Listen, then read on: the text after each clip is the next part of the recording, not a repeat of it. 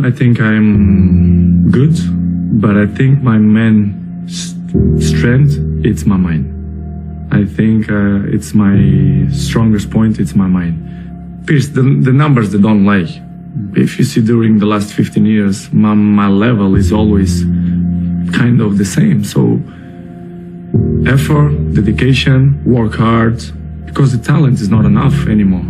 And if you don't dedicate it 100%, you're not gonna reach the level that you want. The story begins, and it was the late 1960s when the Portuguese colonial war was going on. It was bloodshed everywhere, and the condition of soldiers was miserable. Ronaldo's father had to serve in the mandatory military service. Further, Angola won the war, and Portuguese went into a financial crisis as they used up all its resources.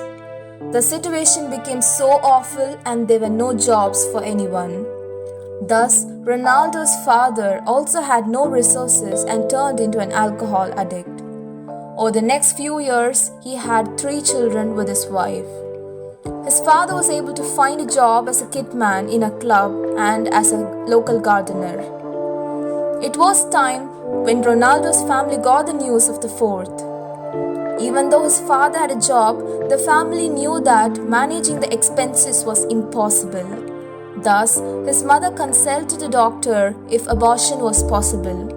The doctor denied it, so she decided to abort the child on her own by making long runs and drinking excessive beer. However, she failed, as God had a different fate for the family. On the morning of February 5th, 1985, a baby and a legend was born in Portugal. The conditions of his home were below poor. They didn't even have an electricity connection or a proper place to live. Ronaldo started his football journey by playing football in the streets of Portugal. Since then, his love for football started increasing. His career took off at the age of 8 when he started playing for the club Andorinha. Further, he spent 2 years playing football at the club Nacional. Ronaldo's skills were exceptional, and he was better than everyone in his age group. He was a child who was competent enough to play with children 3 years older than him and still outplay them. At the age of 12, Sporting CP signed Cristiano Ronaldo for a fee of Euro 1500. Ronaldo had to move to Lisbon for the training, which wasn't an easy move for a 12-year-old kid. Still, Ronaldo's play among the Sporting players was exceptional, and he performed very well despite being away from his home. The financial condition was still so tight that he and his friends had to go to McDonald's and ask for the leftover food. At the age of 14, Ronaldo made a big decision to drop out of the school and pursue football as his lifetime career. A year later, he was diagnosed with racing heart syndrome, whose cure was impossible without heart surgery. Doctors said that the only other option was to stop playing football forever. However, the kid was a warrior and he chose surgery. The surgery was successful and Ronaldo was back in action. Ronaldo's dream was to become the best footballer ever, and he started practicing day and night for it. When everybody went to shower after practicing, Ronaldo was the one who was practicing alone. He even practiced in the forest to improve his dribbling and balancing skills. Ronaldo became a magnificent player who would outperform every player on the pitch. As soon as he turned 16, he became eligible to play professionally, and his coach didn't want to miss this opportunity. Further, Ronaldo became the first player to play under 16, 17, 18, B team and the first team in a single season. As time progressed, Ronaldo turned 17 and in 2002 played his debut match in the Portuguese League, in which he performed very well. Now, it was 6th August 2003 when his destiny was going to change. Sporting had fixed a friendly match with Manchester United and Cristiano Ronaldo performed extremely well. The Manchester United players were so impressed by his game that they asked Sir Alex to sign Ronaldo, and a few days later, Ronaldo arrived at Manchester United for £12.5 million. He then became the first Portuguese player to play for the Manchester United and the most expensive teenager signed in history.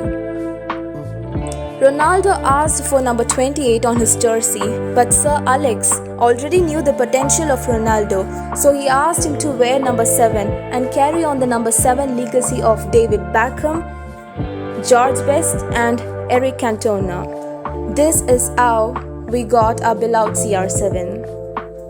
Everything was going well in his life and his career, but we all know that life is full of challenges. Once again, a challenge was waiting for Ronaldo when his father passed away in 2005 due to liver failure. He was most attached to his father and this incident shook him.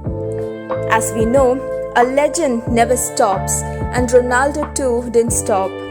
He was soon back on the pitch and continued his football journey. He even received his first Ballon d'Or in the year 2008 while playing for Manchester United. Ronaldo since his childhood had a dream to play for Real Madrid. He didn't miss out this opportunity of moving to Real Madrid after brushing his skills at Manchester United.